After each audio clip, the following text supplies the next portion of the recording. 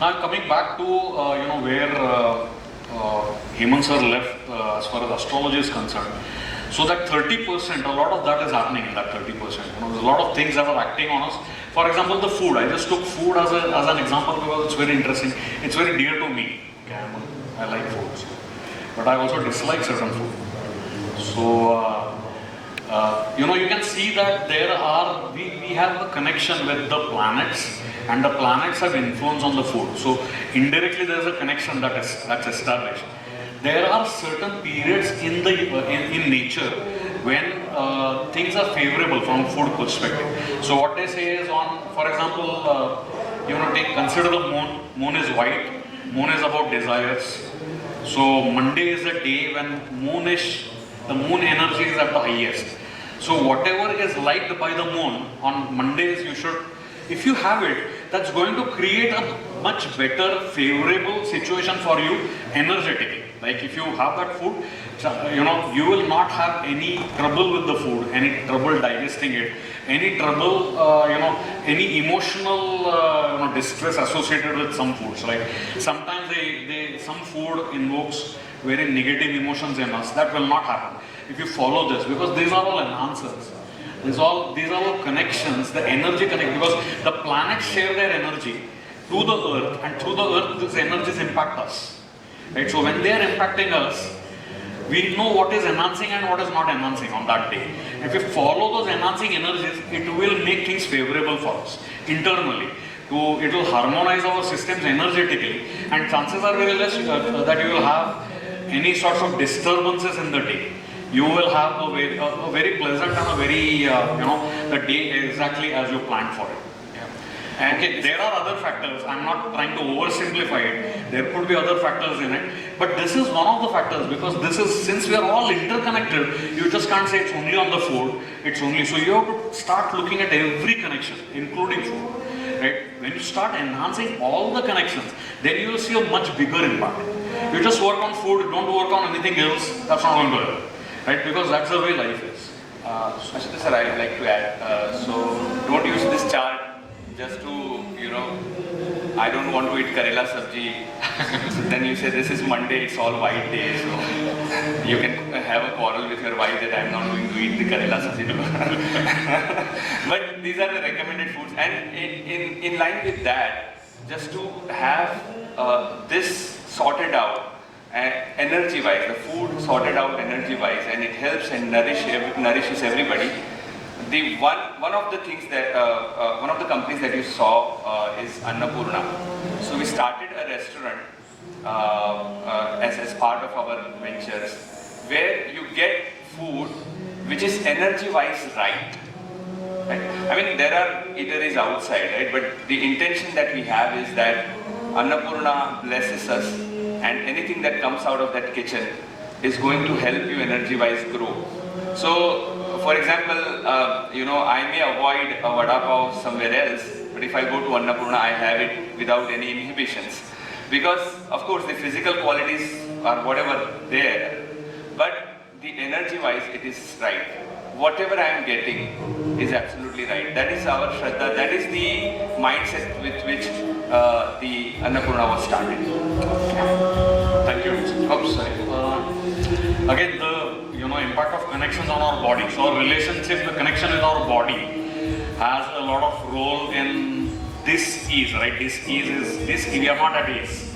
So any sort of state where we are not at ease is this ease. So you can see in the connections with once our connections are blocked within our 72,000 meridians. So there are 72,000 energy channels that flow across our body.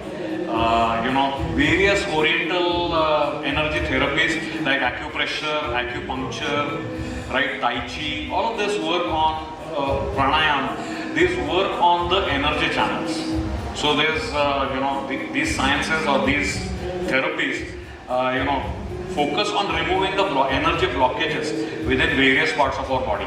So now what are these energy blockages? For example, our relationship with anything, if it is inflexible, right? You see this, we are inflexible, we don't want to change in life. it will start manifesting, because that is you're affecting your connection with everything in that aspect. It will start showing up as a stiff neck. Right? Initially we'll choose to ignore it. Okay, it's getting stiffer. Fine, maybe I did not sleep well, or I was not having the right pillow.